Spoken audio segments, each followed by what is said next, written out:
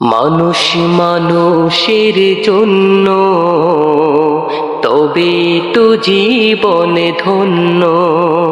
এই মানুষ যদি হয়ে যায় মানুষ, মানুষ যদি হয়ে যায় মানুষ, তবেই তো বলে তাকে বন্য।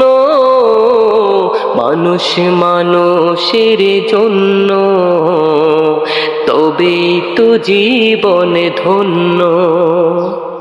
পশুরাও তো মালিক চিনে, নত হয়ে যায় তার সামনে। পশুরাও তো মালিক চিনে, নত হয়ে যায় তার সামনে। তবে মানুষ হয়েও যদি না চেনো মালিক, মানুষ হয়েও যদি না চেনো মালিক, পশুর চেয়েও জঘন্য।